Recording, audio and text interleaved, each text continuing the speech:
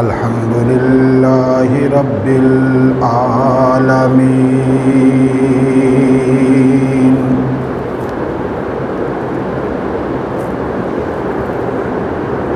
والعاقبۃ للمتقین والصلاة والسلام علی سید الرسل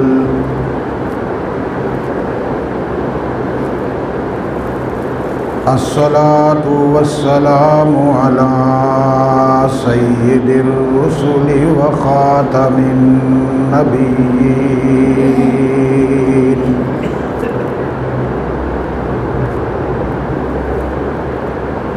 وعلى آله وأصحابه الطيبين الطاهرين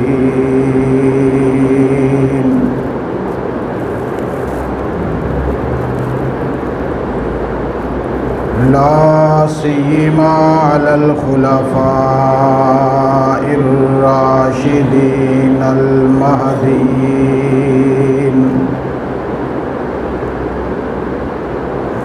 ولعنة الله على أعدائهم وأعداء الإسلام والمسلمين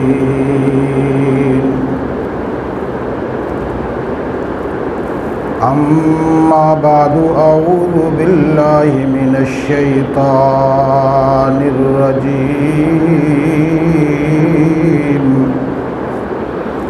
بسم الله الرحمن الرحيم هو الذي بعث في الأميين رسولا منهم يتلو عليهم آياته ويزكيهم ويعلمهم الكتاب والحكمة وإن كانوا من قبل لفي ضلال مبين قال الله تبارك وتعالى في مقام آخر لقد كان لكم في رسول الله أسوة حسنة صدق الله العظيم اللهم صل على سيدنا ومولانا محمد وعلى آل سيدنا ومولانا محمد وبارك وسلم وصل عليه صلاة دائما أبدا أبدا على حبيبك خير الخلق كلهم هو الحبيب الذي ترجى شفاعته لكل هول من الأحوال مقتحم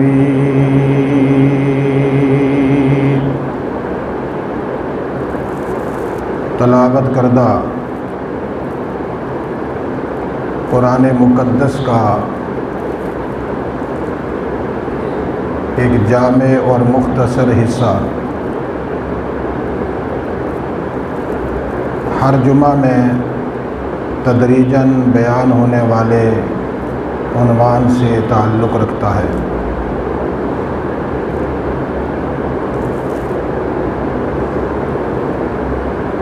اللہ کے رسول صلی اللہ علیہ وسلم کی زندگی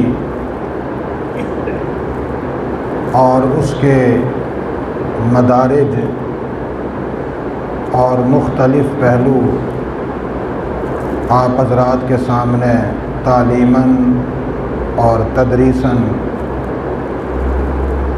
بیان کیے جاتے ہیں۔ اسی ضمن میں شاگردان رسول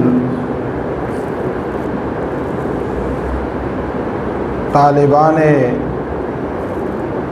جامعہ محمد الرسول اللہ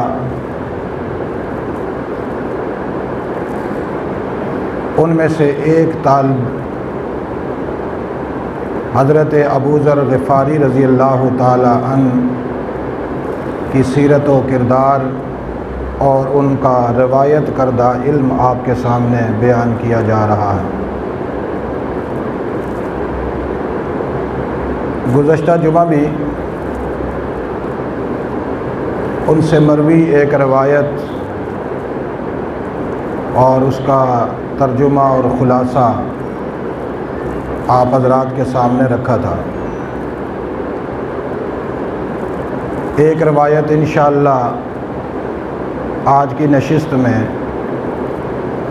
آپ کے سامنے رکھی جائے گی اور اس کے ضمن میں تربیتی اصلاحی گفتگو ہوگی۔ حضرت ابو ذر غفاری رضی اللہ تعالی عنہ اللہ کے رسول صلی اللہ علیہ وسلم سے روایت کرتے ہیں،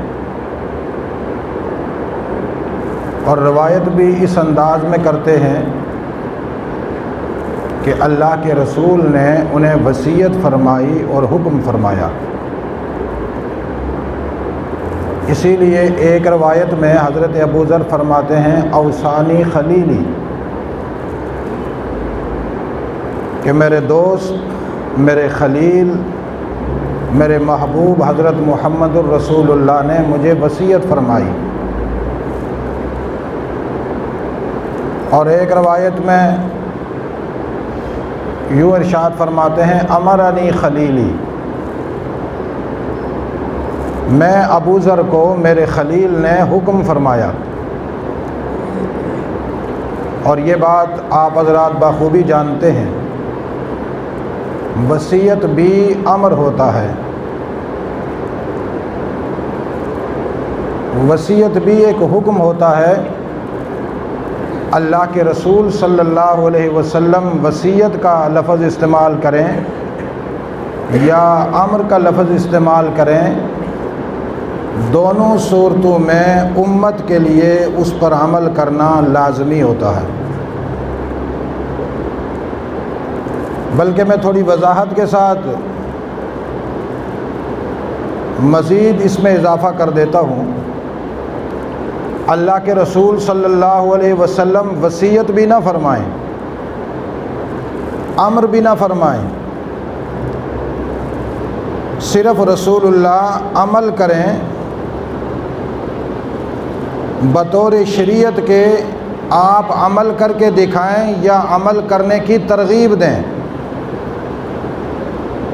کیا کہا میں نے؟ آپ صلی اللہ علیہ وسلم شریعت کے طور پر عمل کریں یا عمل کرنے کی ترغیب دیں، یہ صورتیں بھی واجب کے درجے میں ہیں۔ امت پر لازم ہے کہ رسول اللہ کے عمل کو اختیار کرے اور آپ کی ترغیب کو مانے۔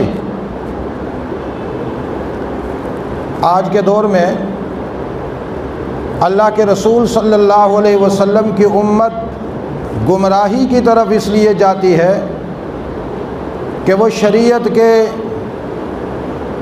مسائل، اعمال اور کردار کو ضروری اور غیر ضروری گردانتی ہے۔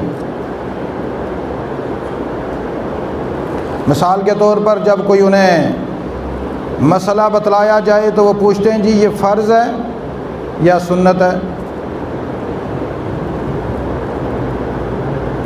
اگر سنت ہے تو یہ سنت مؤکدہ ہے یا غیر مؤکدہ ہے؟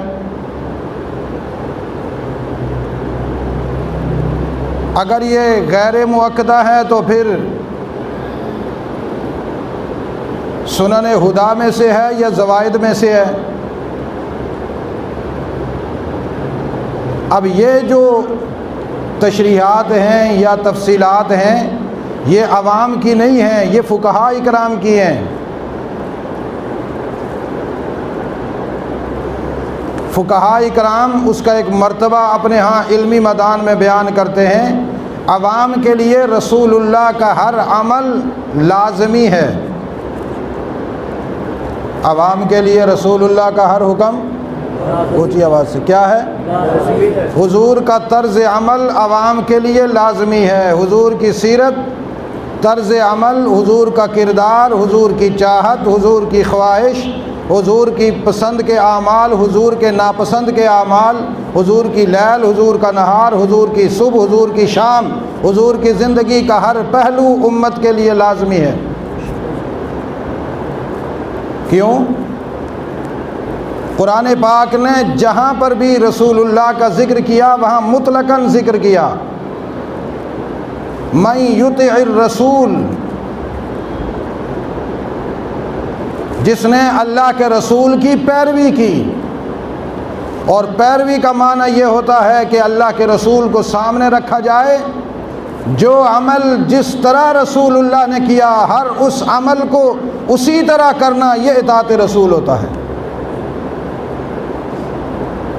اگر وہ کہیں تھوڑا سا بھی اللہ کے رسول کی پیروی سے اور آپ کے پیچھے چلنے سے سست ہو جائے یا راستہ بدل ڈالے، اس لیے کہ یہ فرض نہیں، واجب نہیں، مؤکدہ نہیں، لہٰذا ہم تھوڑا ادھر بھی چلے جاتے ہیں، ادھر بھی چلے جاتے ہیں، پیچھے رہ جاتے ہیں، یہ صرف منافقین کا طرز عمل ہے، صحابہ اکرام کا طرز عمل نہیں ہے۔ لَقَدْ كَانَ لَكُمْ فِي رَسُولِ اللَّهِ أُسْوَةٌ حَسَنَةٌ، قانون یہ بیان کیا کہ اللہ کے رسول کے کردار میں تمہارے لیے ایک بہترین کردار رکھا گیا ہے، جو عمل رسول اللہ نے کیا تمہیں بھی کرنا ہوگا۔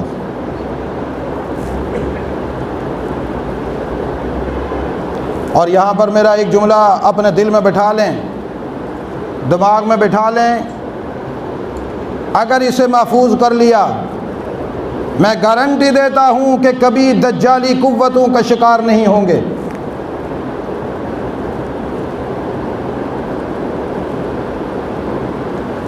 اللہ کے رسول صلی اللہ علیہ وسلم کے دین کو، آپ کی شریعت کو اور آپ کی سنت کو، آپ کے کردار کو اپنے اوپر فرض کر لیں۔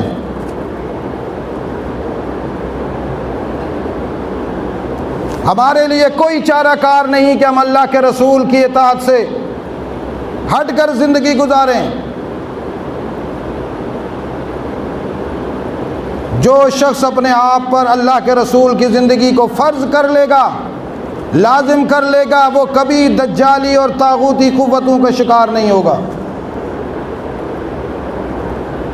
اور جو اس میں سستی دکھلائے گا، کمزوری دکھلائے گا، حجتیں نکالے گا، وجوہات پوچھے گا، علتیں پوچھے گا،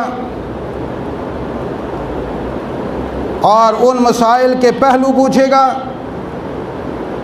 وہ انسان کسی نہ کسی مقام پر رسول اللہ کا دامن چھوڑ دے گا اور دجال کی فوجوں میں سے کسی فوج میں شامل ہو کر گمراہ ہو کر زندیق اور ملحد بن جائے گا۔ اسی لیے حضرت ابو ذر غفاری رضی اللہ تعالیٰ عنہ فرماتے ہیں، اوصانی خلیلی، میرے خلیل نے اور میرے دوست نے مجھے وصیت فرمائی ہے، امرنی خلیلی، میرے خلیل نے مجھے حکم دیا ہے کہ ابو ذر مساکین سے محبت کرنا۔ اوصانی خلیلی بسبع، 7 چیزوں کی مجھے وصیت کی۔ کتنی چیزوں کی؟ اونچی آواز سے، کتنی چیزوں کی؟ کتنوں کی؟ 7۔ امرنی خلیلی بسبع، 7 چیزوں کا مجھے حکم دیا میرے خلیل نے، اور ان میں سے سب سے پہلی چیز ہے حب مساکین۔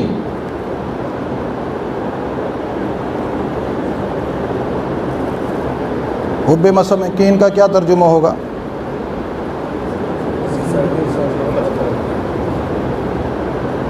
جو مسکین ہیں، مساکین ہیں، غرباء ہیں، فقراء ہیں، ان سے نفرت کرنا۔ حب کا معنی نفرت ہے۔ ہاں جی، حب کا معنی کیا ہے؟ کیا کرنا؟ ان کو اپنے دل میں بٹھانا۔ کہاں بٹھانا؟ اونچی آواز سے، کہاں پہ بٹھانا؟ دل میں بٹھانا۔ اللہ کے رسول نے یہ جملہ کیوں کہا؟ حب مساکین، مساکین کو اپنے دل میں بٹھانا، اس لیے کہ اللہ کے رسول کی سیرت و کردار کے باغی، سرمایہ دارانہ نظام کا شکار سرمایہ دار طبقہ، اللہ کے غضب کو دعوت دینے والا بین الاقوامی غنڈہ نظام، دجالی قوتوں کو پروان چڑھانے والا یہ سرمایہ داری طبقہ، یہ فقراء اور مساکین کو قدموں میں بٹھاتا ہے۔ کہاں بٹھاتا ہے؟ اونچی آواز، کہاں پہ بٹھاتا ہے؟ قدموں میں بٹھاتا ہے، کہ تاکہ میرے پاؤں کی ٹھوکر اس کو اچھے طریقے سے لگے اور اس کی حقارت ہو۔ اللہ کے رسول نے فرمایا، ابو ذر تو میرے مدرسے کا طالب علم ہے، میرے مکتب کا فارغ التحصیل ہے، میرے علم کی امانت اپنے سینے میں محفوظ کر میری امت کو بتلا دینا، میری امت پر یہ محمد کی وصیت لازم ہے کہ جب بھی کسی مسکین کو دیکھو اس کو اپنے دل میں بٹھاؤ۔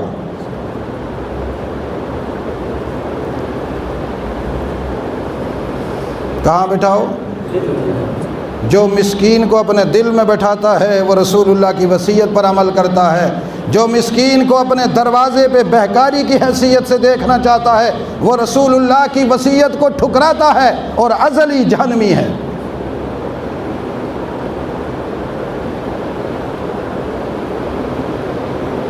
مسکین انزامت ربا، مسکین اس کو کہتے ہیں کہ جو خاک نشین ہو، اگر تم اس کو دیکھو تو ایک وقت کا کھانا بھی اسے نہ مل رہا ہو، اس کا گھر نہ ہو، اس کے پاس دنیاوی کوئی ساز و سامان نہ ہو، جیسے کوئی خاک میں بیٹھا ہوا انسان ہوتا ہے، مسکین اس کو کہتے ہیں کہ سوائے مٹی پر بیٹھنے کے اور اس کے پاس کوئی چارہ کار نہ ہو۔ اللہ کے رسول نے فرمایا، ابو ذر ان کو بتلا دو میرے امتیوں کو، جب کسی خاک نشین کو دیکھو اس کے خاک نشین ہونے پر نفرت نہ کرنا، اس کو اپنے دل میں جگہ دینا۔ آج تم اس کو اپنے دل میں جگہ دو گے، میں محمد تمہیں اپنے دل میں جگہ دوں گا۔ میری امت کا کوئی آدمی مساکین سے محبت کرے گا، میں محمد اس سے محبت کروں گا۔ رب نے فرمایا، میرے محمد تو محبت کرے گا تو پھر اعلان کر، جس سے محمد نے محبت کی ہے میں عرش کا مالک بھی اس سے محبت کرتا ہوں۔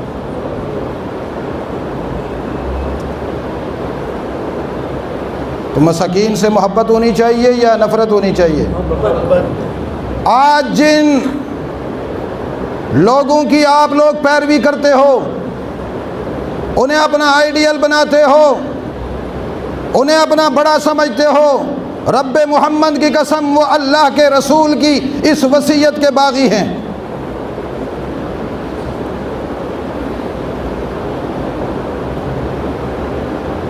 وَيُطْعِمُونَ الطَّعَامَ عَلَى حُبِّهِ مِسْكِينًا وَيَتِيمًا وَأَسِيرًا۔ صاحب ایمان تو وہ ہوتا ہے کہ جو کسی مسکین کو دیکھے اپنی دولت اس کے قدموں میں نچھاور کر دے، اس کو کھانا کھلائے، اس کو لباس پہنائے، اس کا گھر نہیں اس کو گھر بنا کر دے، بیمار ہے علاج کروائے، اس کی جیب میں پیسے نہیں ہیں اس کی جیب بھر دے، اس کی اولاد کے کھانے کے ذرائع نہیں ہیں اس کی اولاد کے کھانے پینے لباس ضروریات زندگی اس کے لیے باقاعدہ اچھے طریقے سے نظم و نسق کے ساتھ باقاعدہ اسے مہیا کرے۔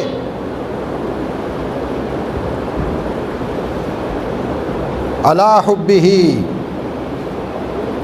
اللہ کی محبت کو دل میں بٹھاتے ہوئے مسکین سے محبت کیوں کرے گا؟ بولو کیوں کرے گا؟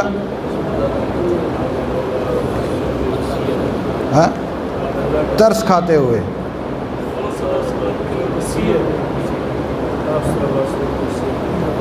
بھائی یہ مسکین ہے، اس پہ ترس کھانا چاہیے۔ ترس کھاتے ہوئے بعض دفعہ لوگ کہتے ہیں جی ہمیں اس پہ ترس آ گیا۔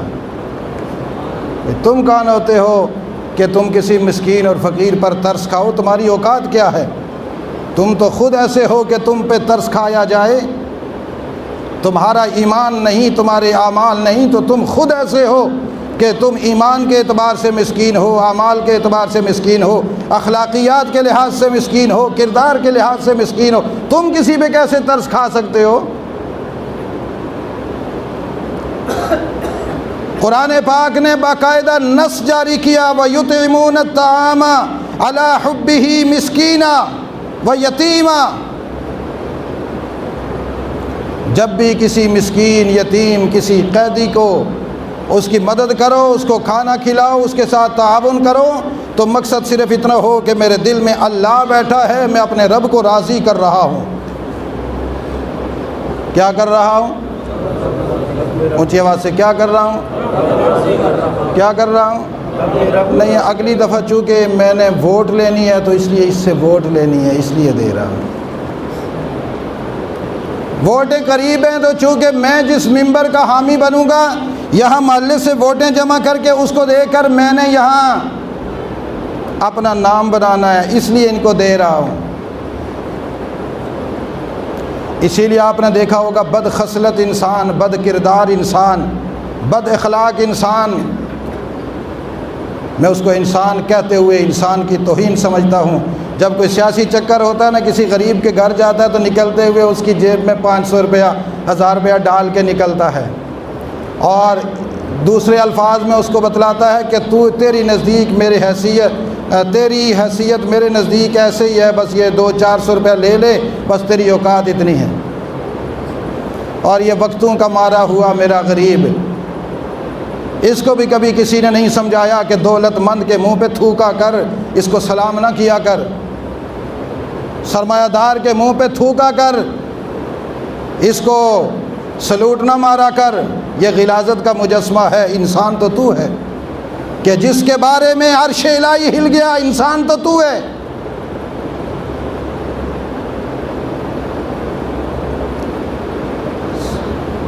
سیاسی نظریات کے حامل لوگ جب غریبوں میں پیسے بانٹتے ہیں، کاش کہ وہ غریب پیسے نہ لیتا، ایسے سیاستدان اور ایسے پیسے بانٹنے والے کے منہ پہ پیشاب کرتا تو لطف آ جاتا،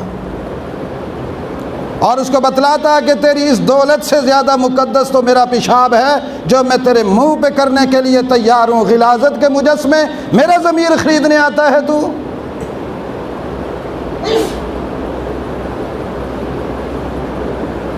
پھر کبھی اس طرح کے گندے لوگ نہ میدان میں آتے۔ خدا کی قسم، مسکین اور غربا لوگ اپنا مقام سمجھ جائیں۔ اللہ نے فرمایا کہ میری محبت کے لیے ان کی خدمت کی جائے۔ 5 سال بعد 10 سال بعد جو ٹینیور چینج ہوتا ہے تو اس وقت سیاسی دنوں میں نہیں، صبح شام ان کی خدمت کی جائے۔ بولیے کب کی جائے؟ کب کی جائے؟ صبح شام کی جائے، دوپہر کی جائے، ہر آن کی جائے۔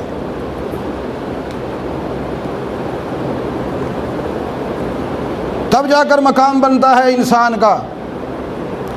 اور یہ اللہ کے رسول کی وصیت ہے۔ کس کی وصیت ہے؟ اونچی آواز سے، کس کی وصیت ہے؟ حضور کی وصیت۔ وصیت بھی بڑی عجیب ہے۔ ہمارے ہاں کہ کوئی بڈھا وصیت کر کے جائے نا کہ میری یہ دولت فلاں کی ہے، تو جس کے لیے وصیت کرتا وہ کہتا وصیت پر عمل کرنا فرض ہے، یہ سارا میرا ہے۔ جن کے حق میں نہیں ہوتی وہ کہتے نہیں نہیں، ساری وصیت علماء سے پوچھ لیں، ساری وصیت پر عمل نہیں ہوتا۔ وہ بیمار تھا، بیماری میں اس کو پتہ ہی نہیں چلا، ایسے ہی وصیت کر گیا۔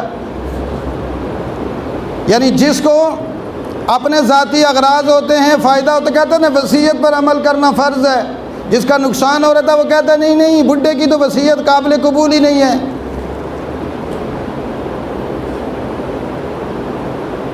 ایسا ہوتا ہے یا نہیں ہوتا؟ اور اسی طرح یہی حالت ہے ہمارے مسلمانوں کی، جو رسول اللہ کی وصیت ہو جس میں دنیاوی فائدہ نظر آئے تو کہتے ہیں جی سنت ہے، وصیت ہے۔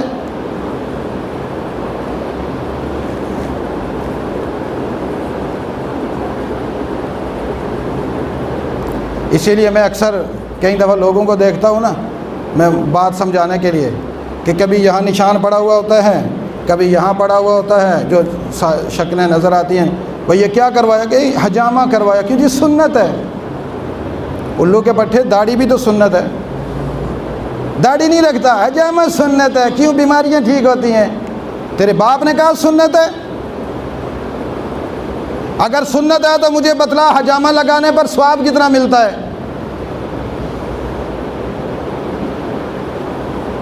اگر سنت ہے تو صرف مریض کے لیے کیوں سنت ہے، عام امتی کے لیے کیوں نہیں سنت؟ سنت تو وہ ہے جو پوری امت کو ملتی ہے، بطور شریعت کے ملتی ہے، اس پر ثواب ہوتا ہے اور وہ دین کا حصہ ہوتا ہے۔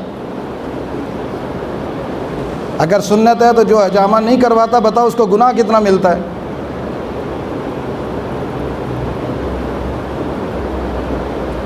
ذاتی فائدے کی چیز کو سنت بناتے ہوئے شرم نہیں آتی؟ چند ٹکوں کو حاصل کرنے کے لیے کسی علاج معالجے کو سنت کا نام دے کر امت کو گمراہ کرتے ہوئے شرم نہیں آتی؟ رسول اللہ کو روضہ اقدس کے اندر پریشان کرتے ہوئے پوری امت جرت کے ساتھ پریشان کرتی ہے، ایک آدمی داڑھی مونڈتا ہے، رسول اللہ روضہ اقدس میں تڑپ جاتے ہیں، ننگے سر گھومتا ہے، رسول اللہ پریشان ہوتے ہیں، میرے اللہ کا جلال غضب میں آ جاتا ہے، اللہ اپنی جلالی صفات کے ساتھ آ جاتے ہیں، اور میرے آقا محمد الرسول اللہ کی دعا نہ ہوتی تو سب تڑپ کر مر جاتے۔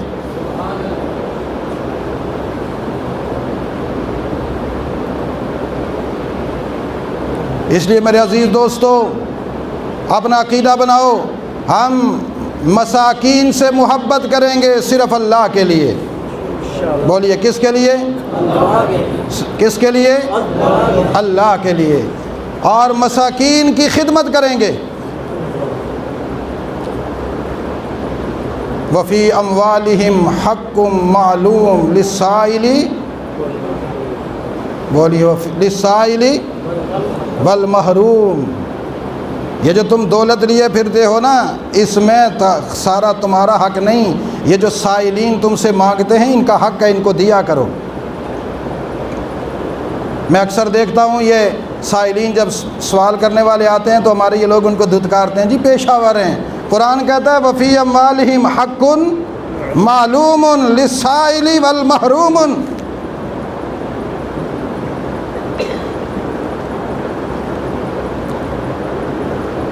یہ جو سائل ہے، اس سائل کا حق اللہ نے رکھا ہے، تب تم سے مانگنے کے لیے آیا ہے۔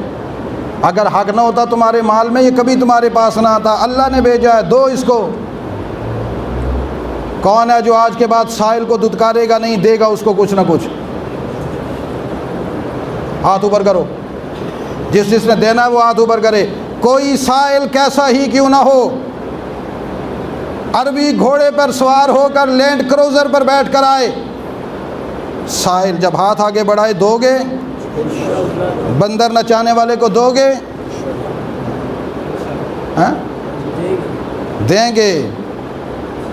جو بھی سائل آئے اس کو کچھ نہ کچھ ضرور دو، نہیں دو گے خدا تم سے چھین لے گا۔ اور جو لوگ معاشرتی زندگی میں محرومیت کی زندگی گزارتے ہیں ان کو بھی دینا چاہیے، محروم ہے یہ۔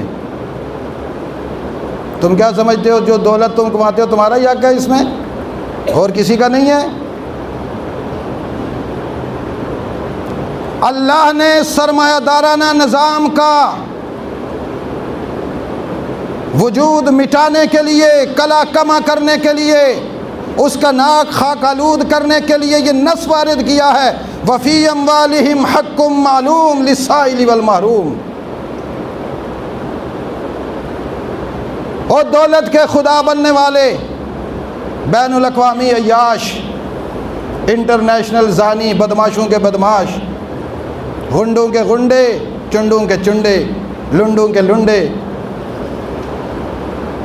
تمہاری دولت میں میں رب نے حق رکھا ہے غربا اور مساکین کا، سائلین کا، فقراء کا، اس کو دو گے تو میرے دربار میں سرخرو ہوگے، نہیں تو دنیا میں بھی ذلیل رہو گے، آخرت میں بھی ذلیل رہو گے۔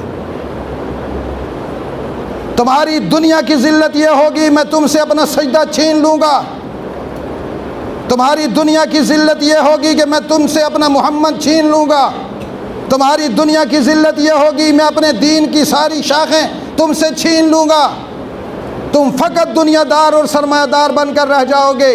تمہیں میں دنیا میں جتنا مرضی دولت دے دوں، لیکن جب اپنے دربار میں آنا تم سے چھین لوں گا، پھر تباہی تمہارا مقدر ہے۔ لوگ سمجھتے ہیں غریب ہونا ذلت ہے، مزدور ہونا ذلت ہے۔ نا، یہ جملہ میرے سینے پہ محفوظ کرو اور اس کے اوپر گہرائی سے سوچو۔ ذلیل انسان وہ ہے کہ اللہ جس سے اپنا سجدہ چھین لے، جس کو اپنے دربار میں حاضر ہونے کی توفیق نہ دیں، نماز نہ پڑھ سکے، اللہ کے لیے مال خرچ نہ کر سکے، رسول اللہ کی سنتوں پر عمل نہ کر سکے، اس سے بڑا ذلیل، اس سے بڑا کمینہ، اس سے بڑا رذیل، اس سے بڑا خسیس، اس سے بڑا نجس، اس سے بڑا نجیس، اس سے بڑا غلظ، اس سے بڑا غلیظ، اس سے بڑا خبث، اس سے بڑا خبیث کائنات میں کوئی نہیں ہے۔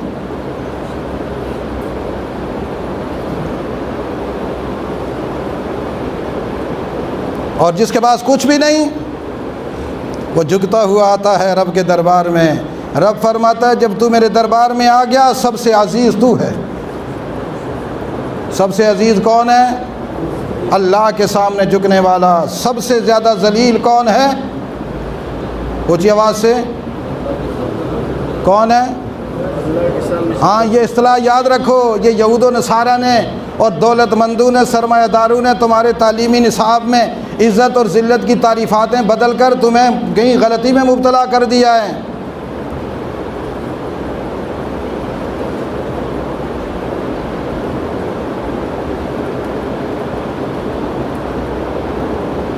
ہمارے رسول کے قانون میں تو جہاں حضرت صدیق بیٹھتے تھے وہیں بلال بیٹھتے تھے، وہیں فارس سے آنے والا سلمان بیٹھتا تھا، وہاں ہی جو دیہات میں رہ کر کھیتی باڑی کرنے والا کسان، مزدور، کام کرنے والا مزدور، جہاں صدیق اکبر بیٹھتے وہیں وہ بیٹھتا۔ جیسے رسول اللہ صدیق اکبر کا کبھی ماتھا چومتے، اس غریب کا بھی ماتھا چومتے۔ یہ دنیاوی عزتوں اور ذلتوں کے جو معیارات بنا رکھے ہیں نا لوگوں نے، یہ انہوں نے اپنے کسی باپ دادا سے لیے ہیں جو شیطان کا چیلا ہے۔ ہمارے نبی نے تو فرمایا کہ عزتوں والا وہ ہے جس کو خدا مل گیا، محمد الرسول اللہ مل گئے۔ میں آج اکثر سوچتا ہوں یہ ہمارے مسلمان رسول اللہ کے دین کو اور آپ کی سنتوں پر عمل کرتے ہوئے کیوں ڈرتے ہیں، کیوں دل نہیں مانتا ان کا؟ ایک ہی جواب آتا ہے کہ یہ اس کائنات کے ذلیل ہیں، تب ان کو رسول اللہ کی سنت پر عمل کرنے کا جذبہ نہیں پیدا ہوتا۔ اگر اللہ کے ہاں عزیز ہوتے، اللہ کے ہاں محبوب ہوتے، تو ان کا وجود رسول اللہ کا مجسمہ بنا ہوا ہوتا اور خدا ان کو بار بار اپنی محبت سے دیکھتا۔ جس کے وجود پر رسول اللہ کا نقشہ ہوگا، اللہ اسے دن میں جتنے سیکنڈ گزریں گے اتنی مرتبہ محبت سے دیکھیں گے۔ کوئی ہے تم میں سے کہ جو کہے کہ اللہ اتنے سیکنڈ مجھے محبت سے دیکھے جتنے 24 گھنٹے میں گزرتے ہیں؟ ہے کوئی؟ اگر ہے تو ہاتھ کھڑا کر کے بتائے۔ ہے کوئی؟ بس یہ 2-4 ہیں، ہاتھ سب کے نیچے ہیں۔ اب دیکھو، یعنی ہر آدمی یہ چاہتا ہے کہ اللہ ہمیں عزت سے نہ دیکھے۔ میرے خیال 7-8 بندوں نے ہاتھ کھڑا کیے، باقی یہی چاہتے ہیں کہ اللہ ہمیں غصے کے ساتھ دیکھے، ہمیں ذلیل سمجھے۔ یہ حالت ہے نمازیوں کی اور جمعہ پڑھنے والے 5 وقت نمازیوں کی۔ میں کس کے سامنے رہوں اور کس کے سامنے آنسو بہاؤں؟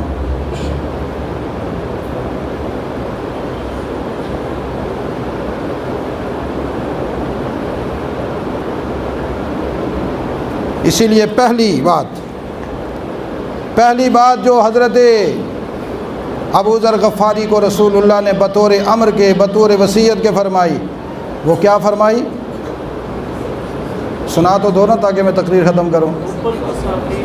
اونچی آواز سے، وہ پیچھے والے بتاؤ، وہ سارے بتاؤ، اونچی آواز سے بتاؤ۔ ہاں، وہ جو باہر بیٹھے ہیں وہ بتائیں کیا کرنا؟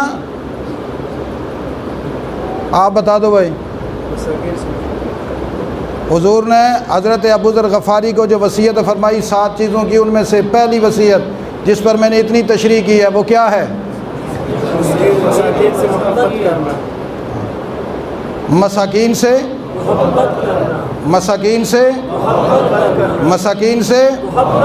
ہاں، ان کو دل میں بٹھانا۔ محبت کا معنی کیا ہے؟